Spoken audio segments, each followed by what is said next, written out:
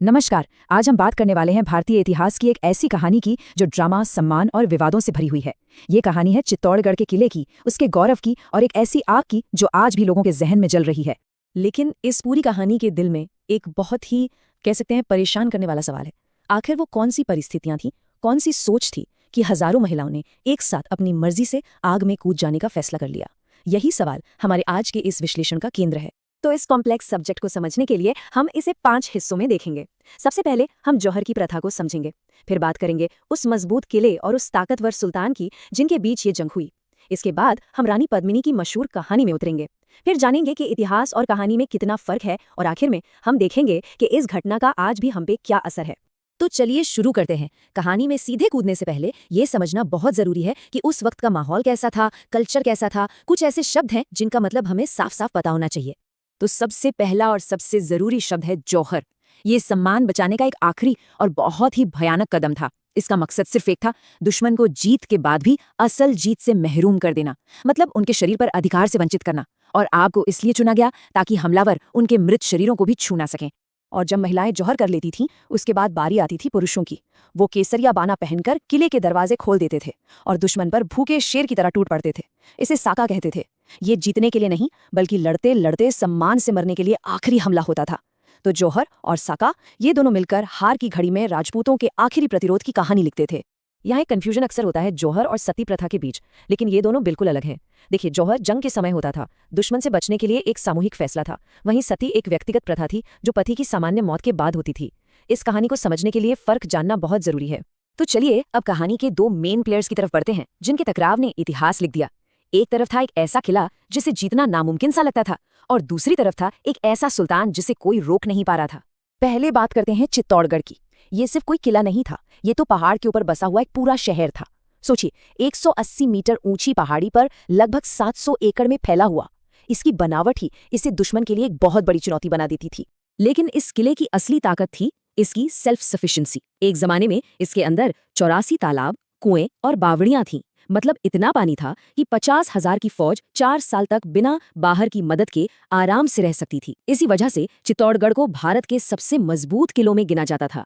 और इस किले पर जिसकी नजर थी वो था अलाउद्दीन खिलजी, दिल्ली सल्तनत का एक बेहद ताकतवर और एम्बिशियस सुल्तान। उसने मंगोलों के हमलों को कई बार रोका था, गुजरात और रणथंभौर जैसे बड़े बड़े राज्य जीत लिए थे। वो खुद को सिकंदर सानी यानी दूसरा अलेक्जेंडर कहता था। इससे उसकी एम्बिशंस का अंदाजा लगाया जा सकता है। अब आते हैं कहानी के उस हिस्से पर जिसे शायद हम सबसे ज्यादा जानते हैं, रानी पद्मिनी की कहानी।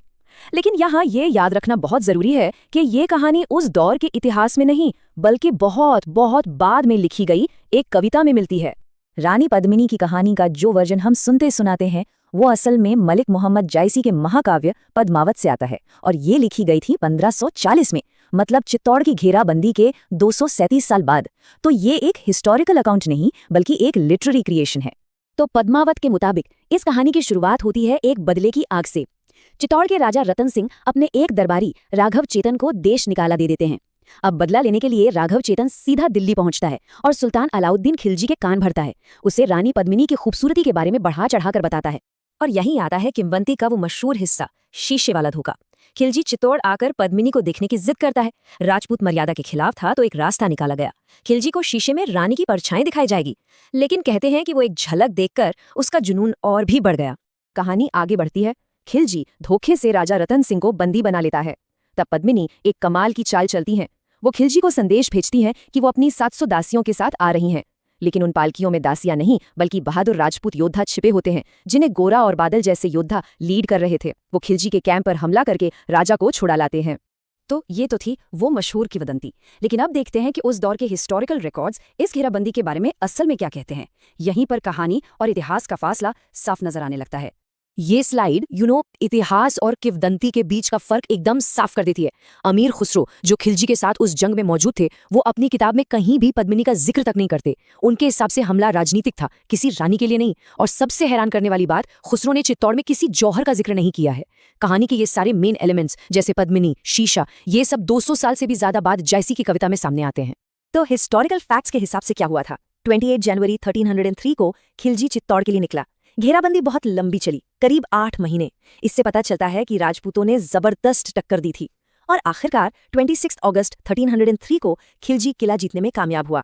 और जीत के बाद जो हुआ वो बहुत ही भयानक था। उस दौर के इकलौते आई विटनेस अमीर खुसरो खुद लिखते हैं कि खिलजी ने आम लोगों के कत्लेआम का हुक्म दिया था। वो लिखते हैं कि 30,000 हिंदुओं को सूखी घास की तरह काट दिया गया। ये लाइनें उस घेराबंदी की क्रूर सच्चाई बयां करती हैं। 1303 की घेराबंदी तो खत्म हो गई, लेकिन जौहर की कहानी और पद्मिनी की किंवदंती सदियों तक हमारे कल्चर में जिंदा रही। तो चलिए देखते हैं कि इस कहानी ने आगे चलकर क्या क्या रूप लिए और इसका क्या असर हुआ। और ये जानना भी जरूरी है कि चित्तौड़ में सिर्फ एक जौहर नहीं हुआ था। इतिहास में 3 बड़े जौहर दर्ज हैं। 1303 में खिलजी के खिलाफ, फिर 1535 में गुजरात के बहादुर शाह के खिलाफ और 1568 में सम्राट अकबर के खिलाफ। ये इस किले की दर्दनाक किस्मत का हिस्सा बन गया था। पद्मिनी की कहानी स्पेशली जो जायसी ने सुनाई वो वक्त के साथ और भी बड़ी होती गई। ये राजपूतों के सम्मान का प्रतीक बन गई। फिर 19वीं सदी में ब्रिटिश इतिहासकार जेम्स टॉड ने इसे और ज्यादा ग्लोरीफाई किया। आज़ादी की लड़ाई में इसे विदेशी ताकत के खिलाफ हिंदू प्रतिरोध का सिंबल बनाकर इस्तेमाल किया गया। आज भी चित्तौड़ में जौहर मेला लगता है और जैसा हमने 2018 में पद्मावत फिल्म के समय देखा, ये कहानी आज भी लोगों में बहुत मजबूत भावनाएं जगाती है। और यहीं पर आकर हम एक सवाल पर रुक जाते हैं। कैसे 700 साल पुरानी एक कहानी जो सच और कल्पना के बीच कहीं झूलती है, आज भी हमारी पहचान, हमारी बहसों को इतना प्रभावित करती है? ये हमें याद दिलाता है कि इतिहास सिर्फ वो नहीं है जो हुआ था, बल्कि ये भी है कि हम उसे कैसे याद रखते हैं और वो कहानियां हमारे आज को कैसे बनाती हैं।